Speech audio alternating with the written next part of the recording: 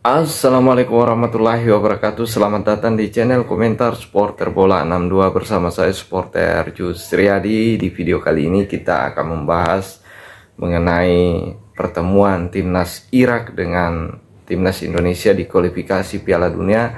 Ternyata timnas Irak mengalami kabar mengecewakan atau kabar buruk karena ada salah satu pemain mereka tidak bisa tampil di kualifikasi Piala Dunia, maupun dikabarkan tidak akan bisa tampil juga di Olimpiade nanti. Dan pemain ini sangat berpengaruh dalam tim dan sudah dikonfirmasi di beberapa media bahwasanya pemain ini tidak bisa tampil di nantinya membela timnas Irak. Dan ini di sisi lain merugikan bagi timnas Irak, tapi ini sangat menguntungkan bagi timnas Indonesia. Teman-teman supporter dan para pencinta bola, kita tahu bahwasanya Irak tergabung bersama Indonesia di kualifikasi Piala Dunia Grup F ini, dan kita tergabung satu tim dengan timnas Irak dengan dua wakil dari Asia Tenggara, yaitu Filipina dan Vietnam. Dan kalau kita lihat perjalanan kedua tim ini cukup mentereng ya.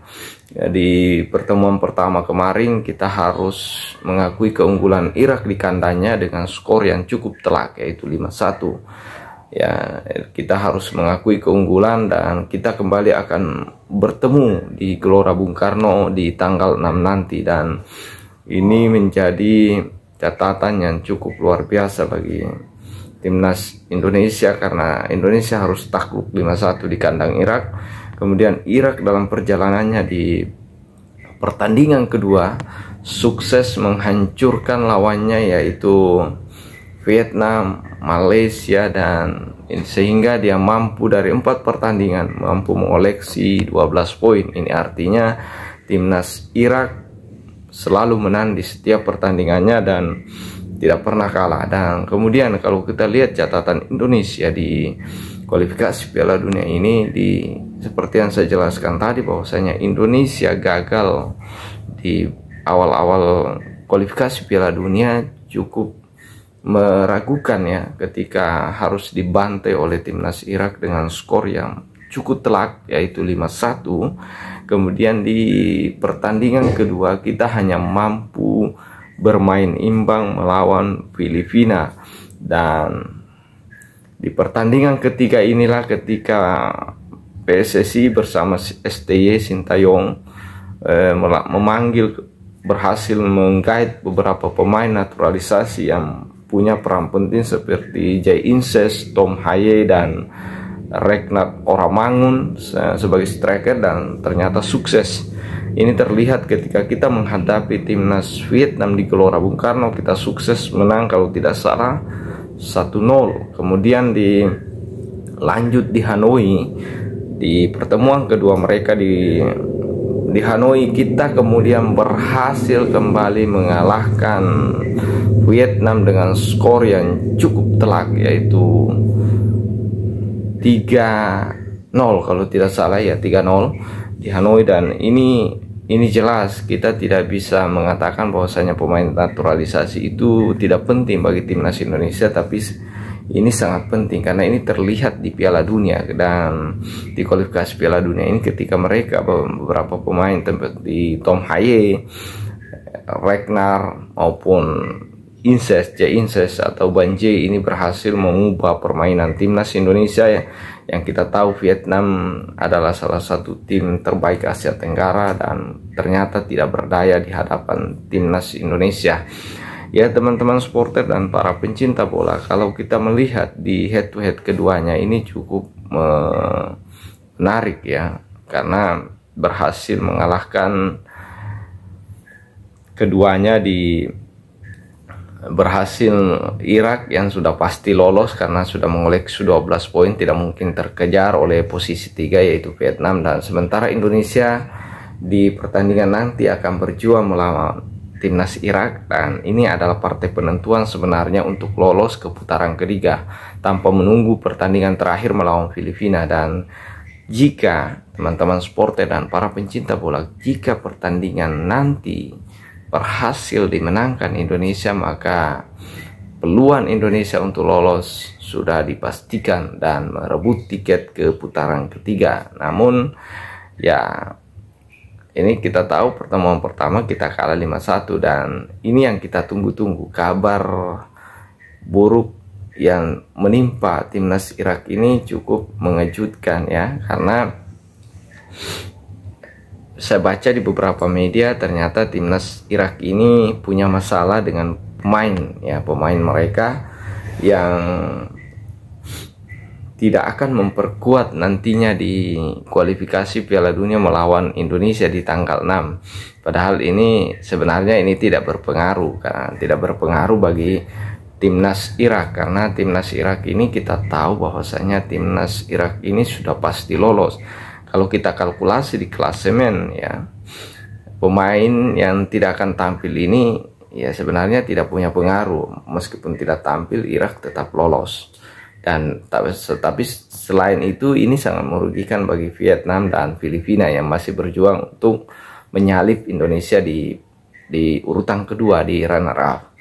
Ya, kita tahu kalau kita lihat kalkulasi klasemen ya, Irak notabene-nya tinggal 2 pertandingan, Irak sudah 12 poin, sementara Indonesia 7 poin, dan Vietnam 3 poin, dan Filipina 1 poin. Kalau kalkulasinya atau hitung-hitungannya, Irak sudah tidak mungkin di sisa 2 pertandingan, Irak tidak mungkin terkejar lagi, karena teman-teman supporter dan para pencinta bola, Irak ya dengan jarak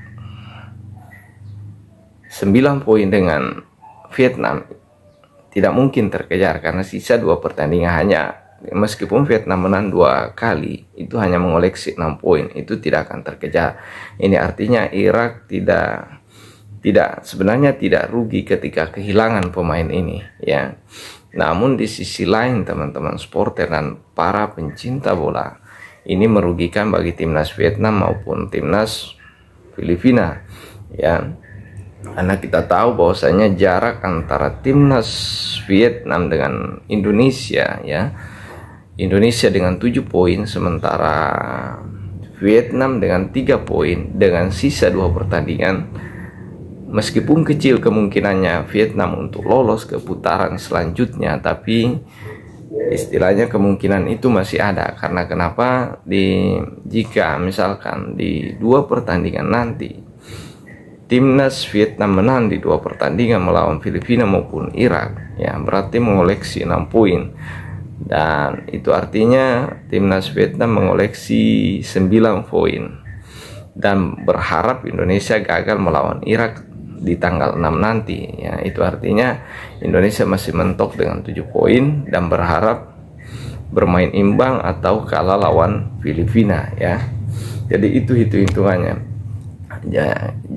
Sehingga teman-teman supporter, kehilangan pemain Irak ini ya, yang saya baca di beberapa media ya ternyata pemain ini diterpa badai cedera ya, sehingga tidak bisa bermain di laga ini. Yaitu ya, pemain ini cukup berpengaruh di kubu timnas Irak ya, di tubuh timnas Irak ini, karena pemain ini punya peran penting di lini depan, mau di lini tengah maupun lini depan ya. Mungkin teman-teman yang biasa nonton video atau pertandingan timnas Irak mungkin tahu pemain ini cukup luar biasa ya. Kalau saya lihat baca di beberapa media, pemain ini sangat berpengaruh, usianya masih muda tapi punya peran yang sangat luar biasa di timnas Irak, dan kemungkinan pemain ini tidak akan tampil karena mengalami cedera, yaitu namanya Ali Al-Hamadi. Pemain ini secara resmi diinfokan oleh media Irak, yaitu IQ Pro ya. Media yang bernama IQ Pro ini mengatakan bahwa Ali Al-Hamadi ini dipastikan tidak akan membela timnas Irak di kualifikasi Piala Dunia yang tersisa maupun Olimpiade nanti. Dan itu artinya ini sangat menguntungkan bagi timnas Indonesia. Kita tahu pemain ini sangat vital di lini depan dan sangat berpengaruh bagi timnas Irak. Dan sebenarnya ini